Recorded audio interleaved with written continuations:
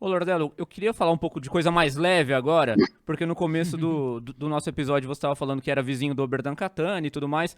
Queria nos aprofundar um pouco mais na sua relação com o Oberdan Catani. Você conversava muito com ele? Você frequentava muito a residência do Oberdan Catani? Porque eu acho que ele foi o último jogador do Palmeiras que foi campeão do mundo em 1951 que acabou falecendo, né? Então, isso você já chegou a conversar isso com ele? Palmeiras tem campeonato mundial, não tem mundial? Como é que era a sua relação com o Oberdan? Era um cara gente boa, era um cara da resenha? Como é que ele era nos bastidores?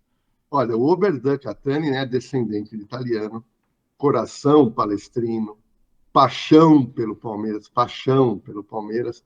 Mas nós estamos falando de outra geração de brasileiros.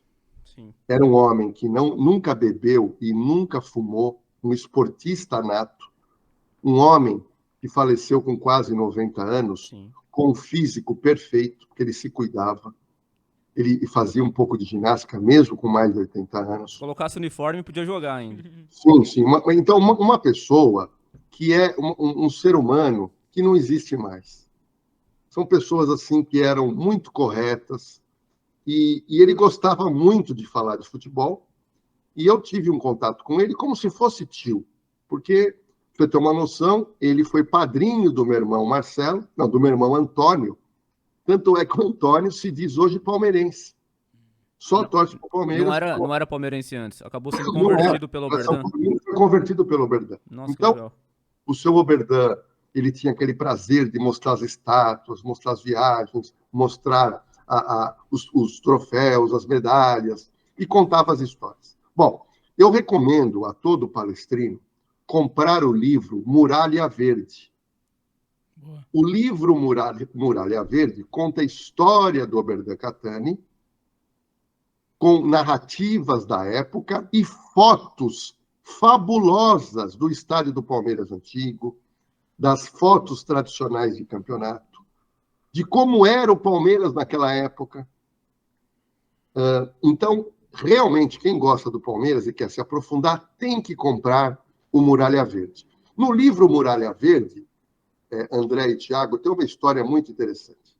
Quem conhece ali a Rua Turiaçu, em frente ao Palmeiras, ainda você tem hoje aqueles bares grandes, né, onde a torcida do Palmeiras se reúne.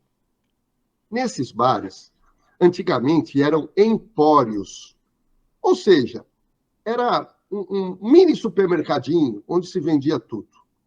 E o Soberdan, ele treinava, ele atravessava a rua e ele ia num empório que ele gostava, quase em frente ao Palmeiras. E nesse empório, ele sentava em cima de um saco de café. Esse saco de café e mais outros servia como se fosse uma banqueta para sentar. E durante anos, o Oberdan, como jogador e depois como ex-jogador, sentava ali para tomar um café. Em dado momento da história, o dono desse bar recebeu uma proposta de uma pessoa que queria comprar o bar e fazer algumas modificações, e o rapaz falou, olha, eu vendo o bar, o preço que você está me oferecendo é muito bom, só que esse saco de café aqui, eu quero colocar em contrato que você não pode mexer. Porque foi o saco que a vida inteira o Oberdan Catani sentou. Nossa, cara. E aí a pessoa falou, puxa vida, mas que história. Colocou isso em contrato.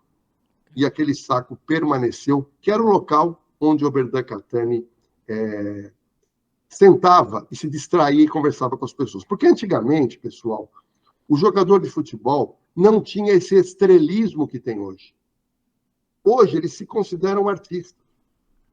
São pessoas meio que distantes.